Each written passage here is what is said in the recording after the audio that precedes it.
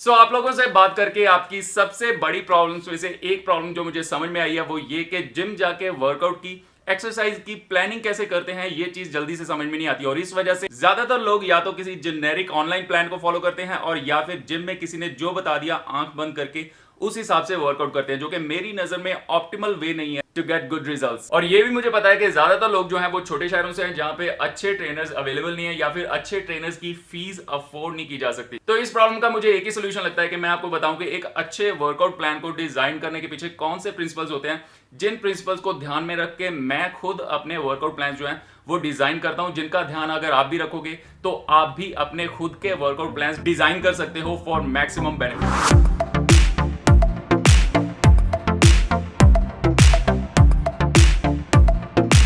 Video आज थोड़ी सी लंबी हो जाएगी शायद, क्योंकि सारी इंफॉर्मेशन शेयर करूंगा, जो भी मैंने आज तक सीखा है सब कुछ शेयर करूंगा और मैं सजेस्ट करूंगा कि पेन एंड पेपर ले लो और की पॉइंट्स को नोट डाउन कर लो फॉर फ्यूचर रेफरेंस। नाउ जितने भी लोग आप ये वीडियो देख रहे हो सबका गोल अलग अलग होगा। ऑन टॉप ऑफ दैट सबके बॉडी टाइप्स जो हैं वो भी अलग अलग होंगे। कोई स्किनी फैट होगा, कोई ओवरवेट होगा या फिर कोई दुबला पतला होगा। लेकिन इस बात पे मैं एम्फेसिस देना चाहता हूं कि डजंट मैटर कि आपका गोल क्या है, आप मसल बिल्ड करना चाहते हो या फिर आप फैट लॉस करना चाहते हो। जिम में अगर आप कोई अच्छा मसल बिल्डिंग प्रोग्राम फॉलो करते हो तो इन जनरल सब लोगों को इस चीज से फायदा होगा। सो इससे पहले कि मैं आप लोगों को बताऊं कि मैं अपने वर्कआउट प्लान किस तरह से डिजाइन करता हूं, आई एम अस्यूमिंग कि आप लोगों को मेजर मूवमेंट्स जो हैं, मेजर कंपाउंड एक्सरसाइजेस किस तरह से परफॉर्म करनी है ये आप अच्छे से जानते हो, क्योंकि मेरे जो वर्कआउट्स हैं वो इन्हीं मेजर कंपाउंड मूवमेंट्स के इर्द गिर्द घूमते हैं। तो फर्स्ट ऑफ ऑल जो सबसे इंपॉर्टेंट चीज है कि हफ्ते में कितने दिन ट्रेनिंग करनी चाहिए। मैं पर्सनली इस बात के फेवर में हूं कि अगर आप एज ए नेचुरल लिफ्टर किसी एक मसल ग्रुप को 2 या 2 से ज्यादा बार ट्रेन करते हो वीक में तो आपको बेटर रिजल्ट्स देखने को मिलेंगे और एटलीस्ट मेरा तो यही एक्सपीरियंस है। मेरी नजर में frequency is really really important, specially अगर आप नेचुरल लिफ्टर हो, आप कोई ड्रग वगैरह यूज नहीं करते। दूसरा पॉइंट है एक्सरसाइज सिलेक्शन। नाउ फ्रीक्वेंसी अगर आप चाहते हो तो आप सिंगल मसल पर डे वाला काम तो कर नहीं सकते, या तो आप पुश पुल लेग जैसा वर्कआउट करोगे या फिर आप फुल बॉडी वर्कआउट करोगे। मुझे पर्सनली फुल बॉडी वर्कआउट ज्यादा पसंद है। और फुल बॉडी वर्कआउट्स आप कैसे डिजाइन करते हो, जितने भी मेजर मसल ग्रुप्स हैं सबके लिए एक एक एक्सरसाइज आप इंक्लूड करते हो या फिर ज्यादा से ज्यादा 2 एक्सरसाइज किसी बॉडी पार्ट के लिए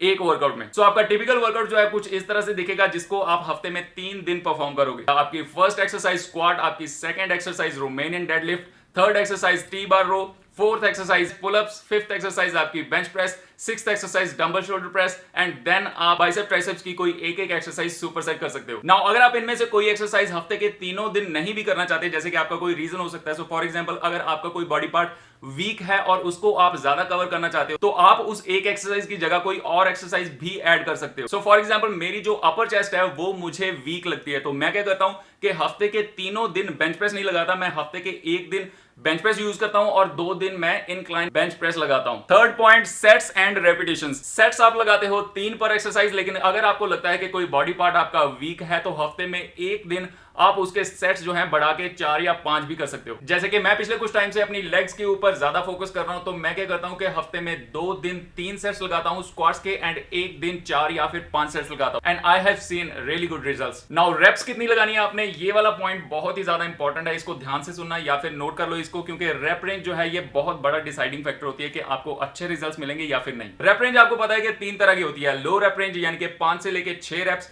मीडियम रेप रेंज यानी कि 8 से लेके 12 रेप्स, हाई रेप रेंज यानी कि 15 या फिर 15 से ऊपर। कुछ लोग 20 या फिर उससे ज्यादा रेप्स भी करते हैं, लेकिन I think at that point you are just doing cardio with the weights, उतना ऊपर नहीं जाना हमने। नाउ 3 रेप रेंज है हमारे पास एंड कौन सी रेप रेंज से मसल बिल्ड होंगे, द आंसर इज सभी रेप रेंज से। हाँ, ये एक जनरल आइडिया है कि जो 8 से लेके 12 रेप रेंज है मीडियम रेप रेंज, इससे आपको सबसे ज्यादा मसल बिल्डिंग इफेक्ट देखने को मिलता है। लेकिन ये भी सच है कि जितनी ज्यादा देर आप किसी भी रेप रेंज में रहते हो, धीरे धीरे करके बॉडी उस रेप रेंज के प्रति रिस्पॉन्ड करना कम कर देती है और आपको उस रेप रेंज के बेनिफिट्स जो हैं वो भी कम होने लगते हैं। So the best way is कि आप तीनों ही तरह की रेप रेंज को इनकॉर्पोरेट करो अपने वर्कआउट्स में, क्योंकि इन तीनों ही रेप रेंज के कैरी ओवर बेनिफिट्स मिलते हैं। सो आप करोगे क्या कि आप स्टार्ट कर सकते हो 5-6 रेप रेंज में और इस रेप रेंज में आप रहोगे 2 या 3 हफ्तों के लिए। जो भी मैंने एक्सरसाइज आपको बताई हैं वो आप परफॉर्म करोगे 5-6 रेप्स में 2-3 हफ्तों के लिए। 2-3 हफ्ते के लिए 5-6 रेप्स लगाने के बाद आप स्विच करोगे 8 से लेके 12 रेप रेंज में और इस रेप रेंज में आप रहोगे 4 से लेके 6 हफ्तों के लिए। 4 से 6 हफ्ते इस मीडियम रेप रेंज में रहने के बाद देन अगेन आप स्विच करोगे हाई रैप रेंज में, यानी कि 15 रैप रेंज में 2 से लेके 3 हफ्तों के लिए। और इन सभी रैप रेंजेस को परफॉर्म करते करते आपको करीबन 3 महीने का टाइम लग जाएगा और इन 3 महीनों के बाद अगेन आप साइकिल कर सकते हो इसी तरह से रैप रेंजेस को। फोर्थ पॉइंट है intensity. Now very important point, इसको नोट करके रखो कि जब आप किसी एक मसल को 3 बार हफ्ते में ट्रेन कर रहे हो तो आपकी जो इंटेंसिटी है वो उतनी ज्यादा हाई नहीं होती। ऐसा नहीं होना चाहिए कि आप हर सेट में टोटल फेलियर तक जा रहे हो, फुल इंटेंसिटी के साथ वर्कआउट कर रहे हो कि इंटेंसिटी बहुत ज्यादा इंटेंसिटी और बहुत ज्यादा फ्रीक्वेंसी जो है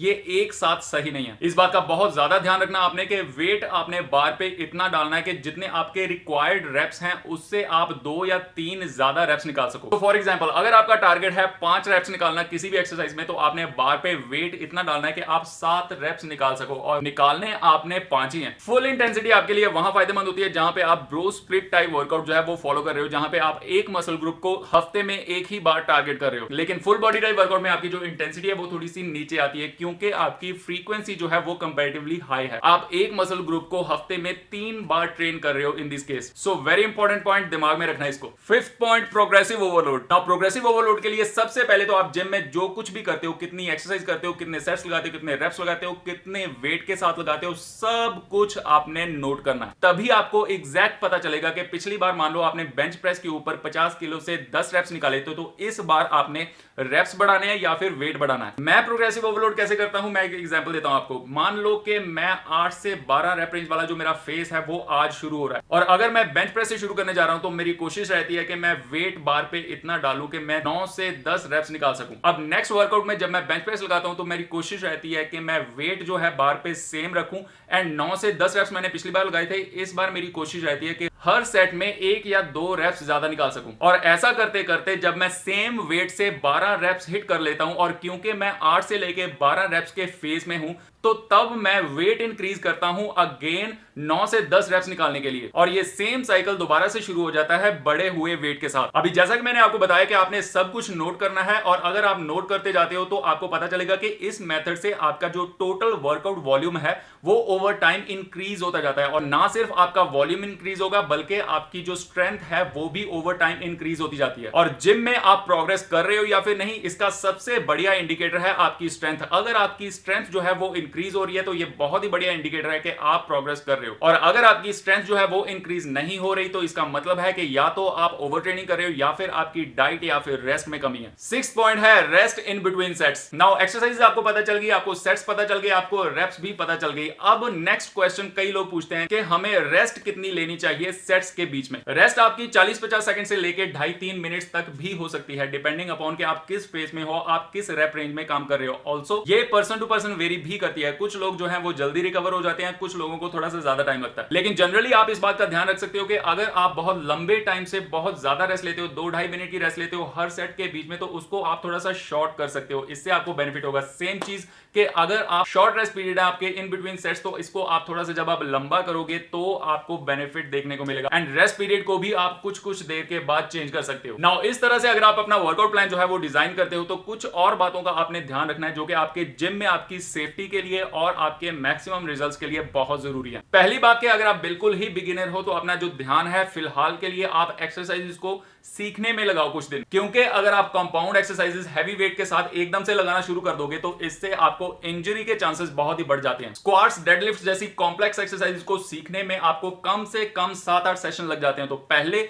अपना जो ध्यान है वो एक्सरसाइज की सही टेक्निक को सीखने में लगाओ और जब आपको अच्छा कॉन्फिडेंस आ जाए कि आप मेजर एक्सरसाइज जो है वो अच्छे कंट्रोल के साथ सही टेक्निक के साथ परफॉर्म कर सकते हो तब आप वर्कआउट इस तरह से कर सकते हो जैसा मैंने बताया। दूसरी बात कि इस तरह के वर्कआउट का जो प्राइमरी फोकस है वो मसल बिल्डिंग है, लेकिन इसका मतलब ये नहीं कि अगर आपका गोल जो है वो फैट लॉस है तो इससे आपको हेल्प नहीं होगी। अगर आपका मसल मास जो है वो इंक्रीज होता है, अगर आपका मेटाबॉलिज्म जो है वो थोड़ा सा स्पीड अप होता है तो डेफिनेटली आपको फैट लॉस में भी बहुत ज्यादा हेल्प होगी। इस तरह के वर्कआउट प्लान को फॉलो करके अगर आपके शरीर के ऊपर डिसेंट अमाउंट ऑफ मसल होगा, अगर आपका मेटाबॉलिज्म जो है वो अच्छे से काम करता है तो लेटर ऑन आपको फैट लॉस में कटिंग में बहुत हेल्प मिलेगी। नेक्स्ट चीज के आप में से कुछ लोगों ने ये आइडेंटिफाई किया होगा कि आपके बॉडी का कोई पार्ट जो है वो वीक है, तो उसके लिए आप टारगेटेड एक्सरसाइज करना चाहते हो। तो इस केस में आप किसी एक एक्सरसाइज को हटा के उसकी जगह पे दूसरी एक्सरसाइज ऐड कर सकते हो। जैसा कि मैंने आपको बताया कि मेरी जो अपर चेस्ट है वो वीक है, तो 2 दिन मैं बेंच प्रेस को हटा देता हूं, उसकी जगह पे इंक्लाइन बेंच प्रेस ऐड करता हूं। उसी तरह से अगर आपको भी कोई बॉडी पार्ट वीक लगता है तो उस बॉडी पार्ट की एक्सरसाइज फ्रीक्वेंसी आप बढ़ा सकते हो। नेक्स्ट चीज के कार्डियो मैंने इस वर्कआउट में मेंशन नहीं किया, क्योंकि कार्डियो मुझे जिम में जाके ट्रेडमिल पे भागना या फिर साइकिलिंग करना बिल्कुल भी पसंद नहीं है। आपको पसंद है तो कोई प्रॉब्लम नहीं है, आपके पास जो हफ्ते में ऑल्टरनेट डेज बचते हैं उन दिनों में आप